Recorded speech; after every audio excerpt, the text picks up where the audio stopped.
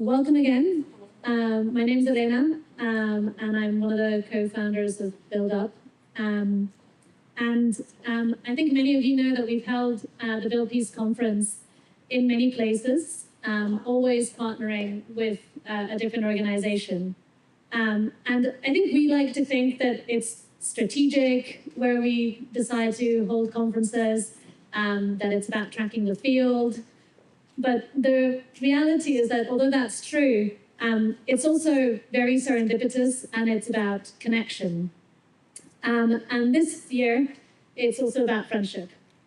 A friendship that's very personal to me. I first met Nikki in 2013, and she's been a huge inspiration and an ally for many years, and a friendship that is institutional.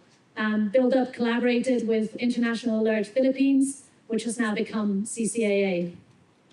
So it feels to me like we've been on a decade-long journey together, both as women in the peace building and mediation field, and as people strategizing about how to build organizations that embody decolonial, feminist, and nonviolent values.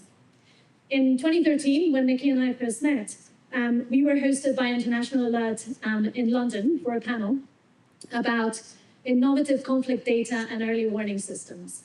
What I remember from that panel is that everyone wanted to know about data. They wanted to know what you were collecting, Nikki, as part of your conflict monitoring system, which is still going on, and what I was supporting various organizations to collect for early warning systems. And completely unprepared, both Nikki and I kept banging on about the importance of process, that the data was not what mattered. It was the process of collection, the participation, the conversations, that they were kind of getting it all wrong and making it about extraction when it was actually about interaction. And I think that was the start of a long friendship and troublemaking that has continued. So I wanted to ask you, Nikki, as we get started, what has changed since then? If we were to have that panel again, would we get the same questions? Or, to be more blunt, has the peace building and mediation field started to understand that it needs to abandon this extractive, hierarchical, colonial mentality that seeps into so many of our programs? Thank you, Elena. The title of that talk, interestingly enough, we were quite brave. Can an app stop the bullet? In 2013, and we were talking about technology. Both Elena and I understood the importance of technology, but I think both of us were adamant as well about the technology is only as good as the response that it propels or the process that made it happen. And I think, your question about what has changed, a lot, of course, some positive and some negative, but I think echoing what you said about the importance of building relationships and interactions, at the end of the day, collective action can only be propelled. Technology can help, but it's the relationships, the trust, and the constant interaction and engagement. And I think that mimics the journey that Elena and I had over the years. Our friendship and our partnership institutionally have withstood the test of time because we recognize and acknowledge that we are equals. And I think, my next point about why our own organization exited from International Alert to become a local organization resonated well in that sense because we wanted to implement a vision of, how do we organize better? What does this look like if we organize ourselves according to our aspirations and according to what we think is important in our context? And I think that brings me to my next point about humility. Because CCAA International Alert possessed granular data, 50,000 incidents of violent conflict. We would like to say that we're experts in understanding conflict, but that massive data set made us realize that we don't know anything, really. We haven't stopped violence. Did we miss the plot? Right? Did we do the right things? So those are the things that make us, as we journey, as the start of our new organization, as we move forward, we also want to think about it again and redirect ourselves and understand where is the path that we will recommit ourselves. Always with a peace building end, always with humility, and always with an understanding that we need to also question ourselves as civil society. We need to have guardrails, and we need to ask ourselves: are our hearts in the right place, or I'm sorry to say, are our hearts in the pockets of our donors? Yeah, and I think that's when we started talking about what the theme for this year should be, the kind of the aspiration for all of the things that we want to talk about, not the sub themes that you also have seen for each of the days, but the overarching concept was this idea of pushing frontiers, yes, of course, but from the ground up. Interestingly, that's actually I don't think I've ever told you this, but one of the reasons that Build Up is called Build Up is because it was this idea of like, can we think about peace building from the ground up? Can we think about technology design from the ground up? And I really like that you talk about humility and the humility of understanding what we have and what we haven't done. And I think even in this aspiration of working from the ground up, we often are constrained, right, or feel constrained by the calls from the top down, the calls for funding or the calls for programming from the top down. So how now that CCA is CCA, how are you approaching that? What's your strategy? If we may be honest, we're still in the same structure as what your funders would require of you. But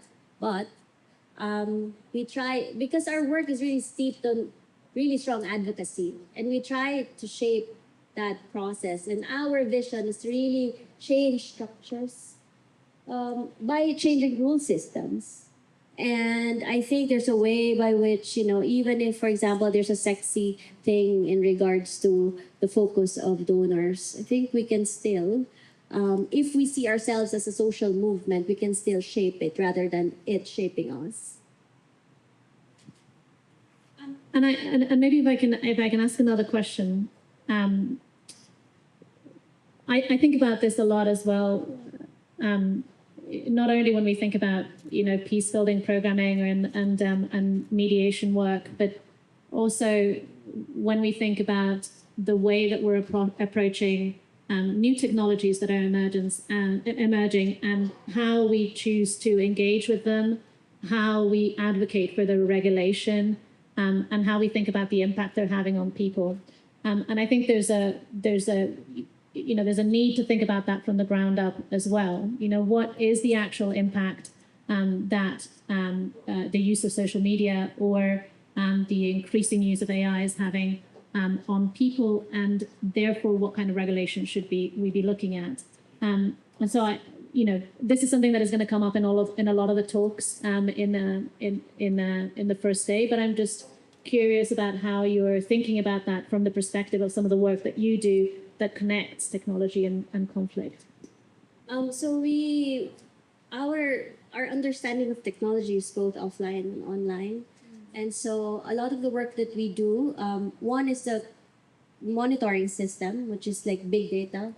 Perhaps it's 50,000 now. So is it called big data now? And we also have a critical events monitoring system that tracks incidents, not yet violent, but tensions, and an understanding of when does it become violent and how. What are the conditions by which this happened? Polarization, for example. We're trying to understand, can we track it? Can we do a polarization index? I know that a lot of us are allergic about indices, but those are things that we're trying to explore. Only because up until now, we don't yet understand at what point then do we effectively cut violence, understanding that violence is not linear, violent conflict is not linear, but that it goes in different places. But at the same time, we also use analog. We have an AM radio we have every day we are live on radio, 8 to 9 AM. And people from all walks of life talk about their issues. So we're very strong about, it's not just leaders who will talk about the issue and represent people, but we'd like for that platform for people to talk about their experiences and what solutions they need for their everyday lives. So I think it's mixing it, but not really driving the whole process, but making it as a tool for an end that's more permanent and more lasting. And actually, one of the collaborations that we had was around a project where we worked together with young people to make films. I think and these films were films where young people got to tell their stories about their actual interaction with conflict and their identity and how it was related to that. And I think it's something, this idea of actually there's a way to put other voices out there and to have stories of impact coming from communities is something that has has been a line of collaboration over the years between us. Yeah. And it made the young people. Hello. It made the young people confident as well. And I was telling Elena, those young people, they were high school students then in college. Yeah. And now they're part of the bureaucracy of the Bangsamoro. And they're shaping the transition as well. So, it's good to know that. Our colleague Ed Garcia used to say, peace is a marathon. I think, sometimes we laugh about that cliche, but really it is. It's a long game, and we need to do this for the long haul. It's a long game, and I think that takes us back to your point about humility, right? So 50,000 data points on conflict incidents, and what have we done? Well, one of the things that has happened is these long stories of supporting leaders, as you have done with these young people who are now in the Bangsamoro, right? So I think part of the issue that we have in the peace building field is we feel like we need to prove our impact, which is almost impossible in the kind of work that we do. But at the same time, we want to hold ourselves accountable and be honest about what we're doing. So just looking at a time, I'm going to move into our little closing. So we often start the conference with an invitation to everyone to approach all of the conversations and all of the sessions with openness. And so this year, I wanted to encourage all of us to remember everything that we do not know, echoing what Nikki was saying about honesty. And so I just want to close this little opening with a poem by Ocean Vuong, which says this. Listen, the year is gone. I know nothing of my country. I write things down. I build a life and tear it apart, and the sun keeps shining. I hope you have wonderful conversations throughout this conference, and I now would like to hand over to Rita to talk about the program and some logistics.